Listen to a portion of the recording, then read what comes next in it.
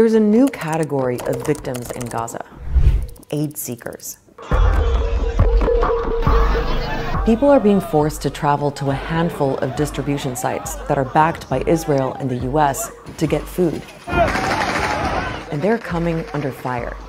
Mainly, it appears, from the Israeli military.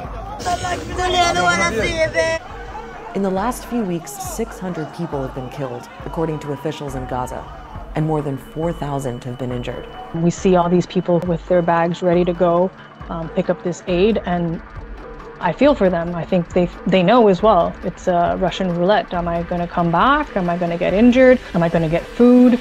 So what's happening? Well, you've got a population of 2 million people who are starving.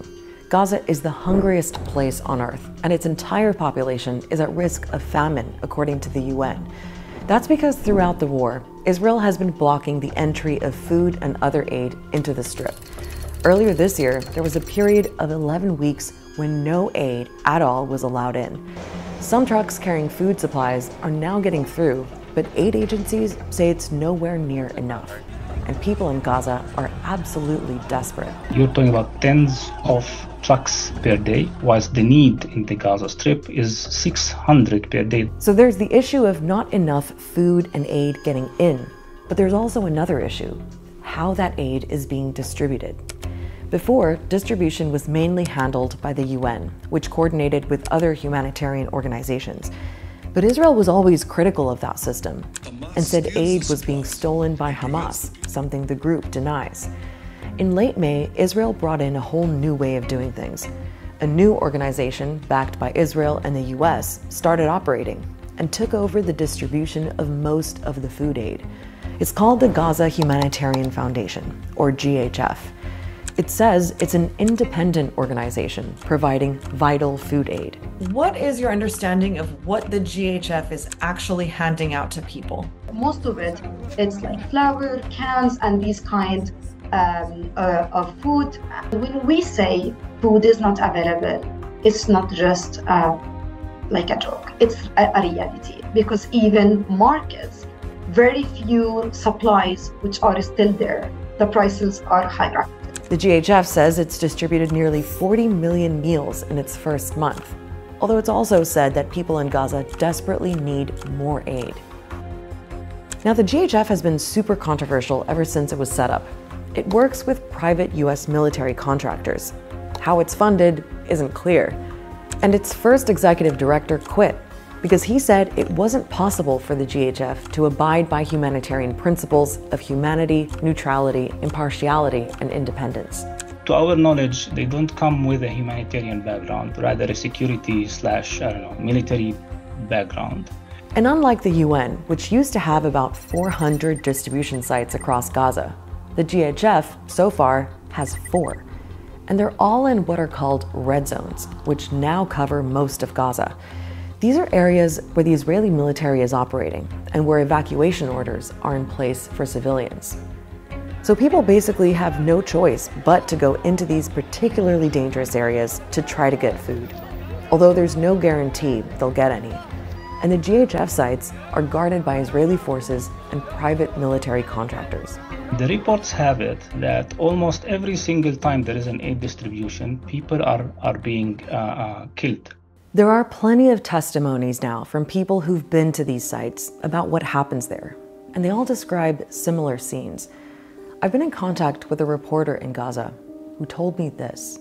People begin gathering around the distribution points from the evening hours, tens of thousands of them.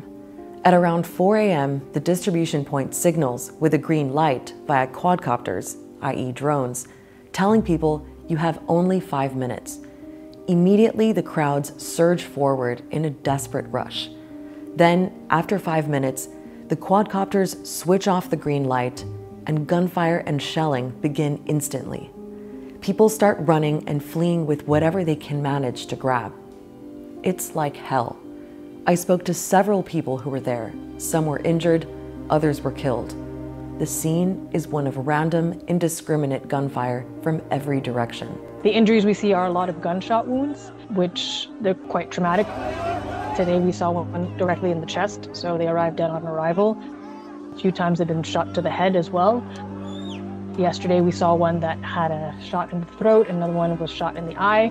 We actually have to plan for our teams to increase the number of staff we have if we know the distribution site is open. Because we know that when the distribution site is open, there's going to be a lot of wounded and injured people coming. Now, the head of the GHF has said that their system is working and that there are Gazans who express their thanks every day. The Israeli military has issued several statements in response to specific incidents. For example, in one case, it said troops identified several suspects moving toward them and carried out warning fire. Another statement described troops firing warning shots to distance suspects who were advancing and posed a threat to the troops. And in many cases, the Israeli military has said it's looking into what happened. The IDF is committed to uncovering the truth and will examine any incident that requires review.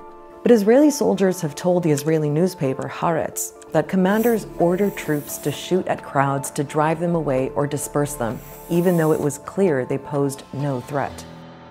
Now, there has been some international criticism of what's happening with the aid situation in Gaza, but these killings of aid seekers have been going on for weeks now. People are being killed simply trying to feed themselves and their families. The search for food must never be a death sentence. Any operation that channels desperate civilians into militarized zones is inherently unsafe. This is all happening against a backdrop of increasing chaos and lawlessness in Gaza.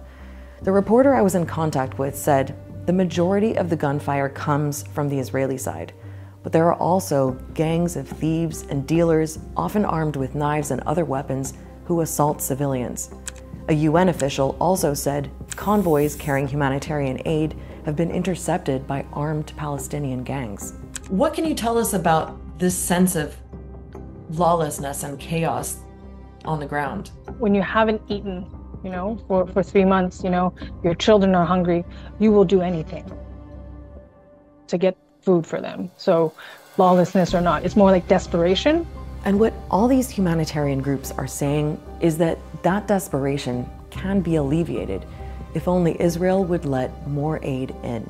For more than almost 2 years, we have been asking the international community for a simple thing. We just need safe, sustained humanitarian access to all areas of Gaza.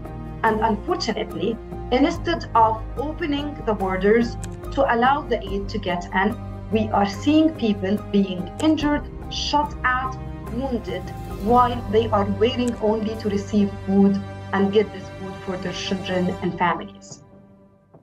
At Start Here, we break down big international news stories. Check out our playlist to watch previous episodes.